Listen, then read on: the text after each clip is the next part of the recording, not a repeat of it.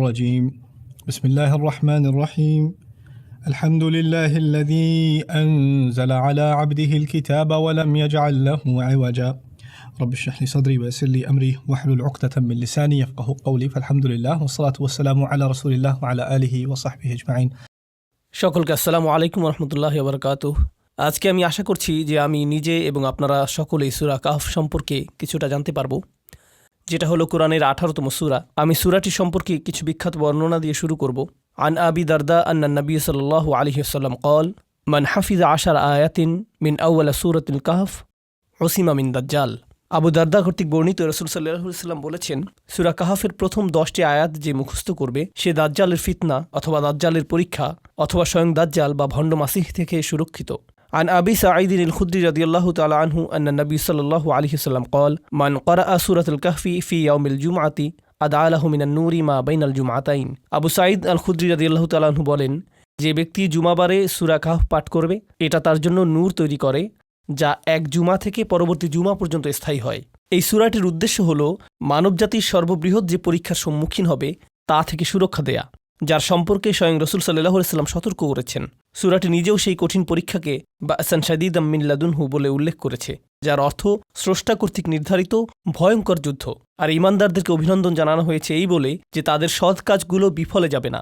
এটি একটি গভীর তাৎপর্যপূর্ণ সূরা, অত্যন্ত অনন্যভাবে বিন্যস্ত।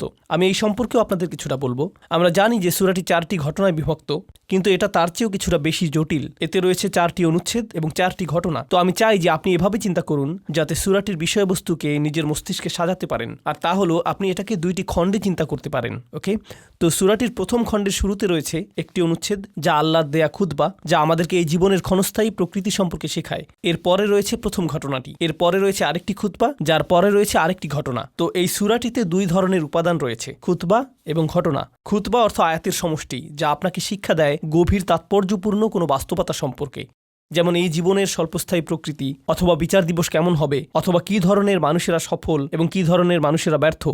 তারপর ঘটনাও রয়েছে, যেমন আসহাবে কাহফের ঘটনা, বাগানের মালিকদের ঘটনা, মুসা আলাইহিস সালামের ভ্রমণের ঘটনা এবং জুলকারনাইনের ঘটনা। এগুলো এক একটি ঘটনা, কিন্তু যেভাবে এটাকে সাজানো হয়েছে, যেমনটা আমি বলেছি যে সূরাটি মূলত 2 ভাগে বিভক্ত। প্রথম ভাগে আপনি পাবেন খুতবা, এরপরে ঘটনা, এরপরে খুতবা, এরপরে ঘটনা। তো প্রথমে কোন খুতবাটি পাবেন? বস্তুবাদের ধরন, প্রকৃতি এবং কেন এই পৃথিবীর সৌন্দর্যে আমাদের আচ্ছন্ন হওয়া উচিত না। ওয়া ইন্না লাজাইলুনা আলাইহা মা সাঈদান জুরুসা। এই পৃথিবীর সকল কিছুকে আমরা সৌন্দর্যের উপকরণ বানিয়েছি যাতে মানুষকে পরীক্ষা করতে পারি যে তাদের মধ্যে কে সৎকর্মশীল। তো এটা হলো প্রথম খুতবা।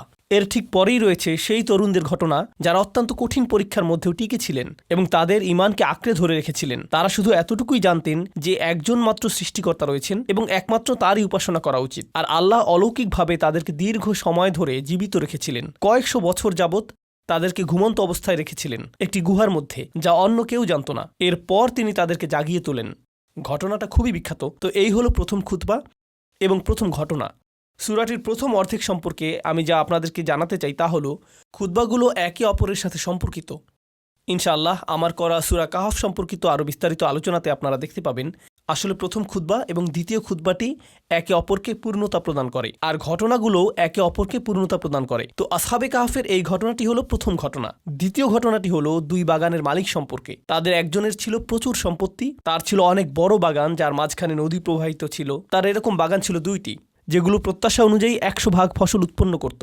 অলাম তাজলিম মিনহু শাইআ, সেখানে ত্রুটিপূর্ণ কিছুই ছিল না, একটি আঙুরও গাছ থেকে পড়েনি, সেটা এরকম জায়গা। আর অন্য ব্যক্তিটি তার সম্পদের বিবেচনায় এতটাই নগণ্য ছিল যে এমনকি তার সম্পত্তির কথা কোরআনে উল্লেখই করা হয়নি। তাদের একজন অন্যজনকে তুচ্ছ করে কথা বলেছে এবং আল্লাহ তাকে একটি শিক্ষা প্রদান করেছিলেন তার সকল সম্পত্তি কেড়ে নেওয়ার মাধ্যমে। তার গোটা বাগানই ধ্বংসপ্রাপ্ত হয়ে গেল।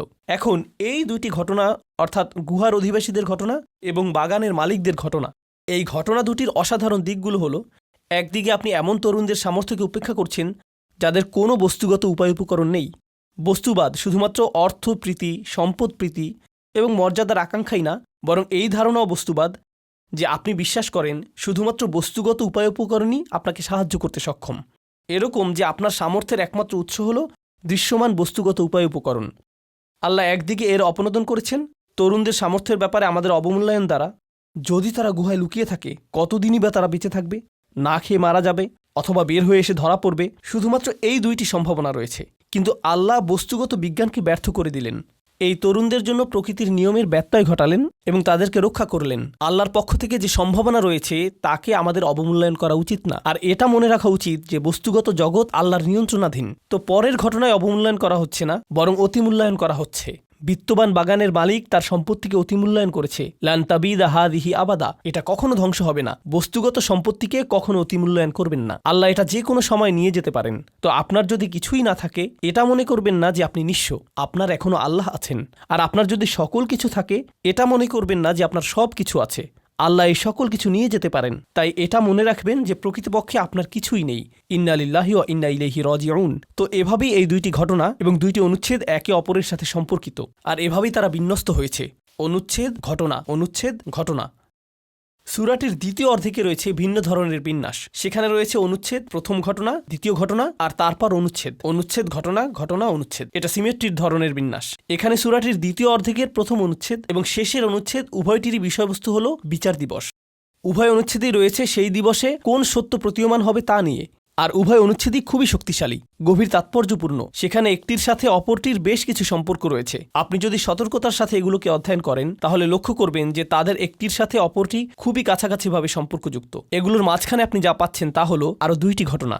এই ঘটনাগুলো হলো মুসা আলাইহিসসালাম ও খিজির আলাইহিসসালামের ঘটনা এবং জ্ঞানের পথে তার সেই যাত্রা আর তার 3টি যাত্রা বিরতি। আর তারপর রয়েছে জুলকারনাইনের ঘটনা, যিনি পৃথিবী ভ্রমণ করেছিলেন এবং তিনিও 3টি যাত্রা বিরতি নিয়েছিলেন। তো এই ঘটনার সামঞ্জস্য রয়েছে মুসা এবং খিজিরের ঘটনার সাথে। উভয় ঘটনাই তারা যাত্রা করেছিলেন, তারা উভয়ই ভ্রমণ করেছিলেন এবং তারা উভয়ই কিছু সমস্যার সমাধান করার চেষ্টা করেছিলেন।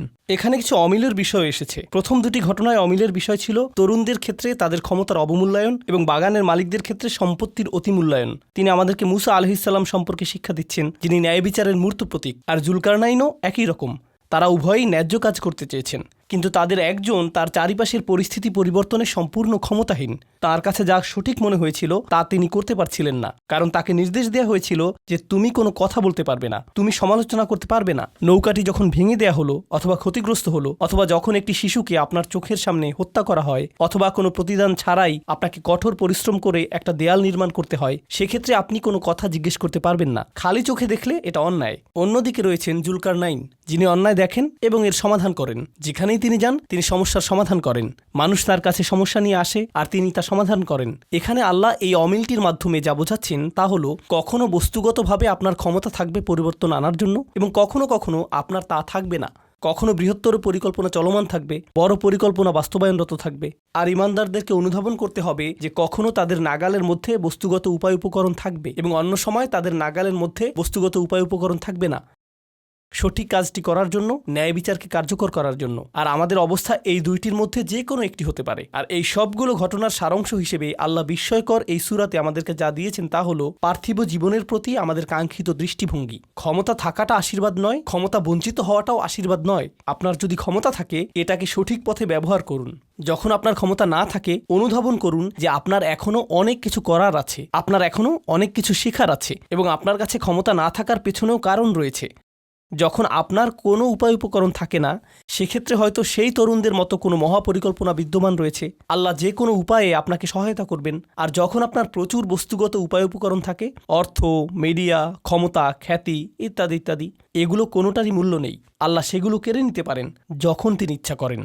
তো সূরাটির শেষে এসে আমাদের নির্ভরতা সম্পূর্ণ চলে যাবে আল্লাহর কাছে। আমরা এখন সমাপ্তির দিকে যাচ্ছি। দাজ্জালের ধারণাটি হলো আসলে এমন কেউ যে বস্তুগতভাবে, বাহ্যিকভাবে, পার্থিবভাবে অবিশ্বাস্য জিনিস তৈরি করতে পারে। সে এমন জমিতে শস্য উৎপাদন করতে পারে যেখানে কোনো ফসল হয় না। সে এমন গতিতে ভ্রমণ করতে পারে যা অন্য কেউ পারে না। সে মৃতকে জীবিত করতে পারে এবং এমনভাবে উপস্থাপন করতে পারে যেন মৃত ব্যক্তি জীবিত ফিরে এসেছে। সে এই সকল বিস্ময়কর পার্থিব বস্তুগত কাজ করবে আর মানুষ এটা দ্বারা সম্মোহিত হয়ে যাবে এবং তার উপাসনায় লিপ্ত হবে। ঈমানদারদেরকে নির্দেশনা দেয়া হয়েছে যে এই সূরাটি তোমাদেরকে উজ্জীবিত করে রাখবে, কারণ এই সূরাটির কারণে তুমি যা দেখো তার দ্বারা সম্মোহিত হয়ে পড়বে না।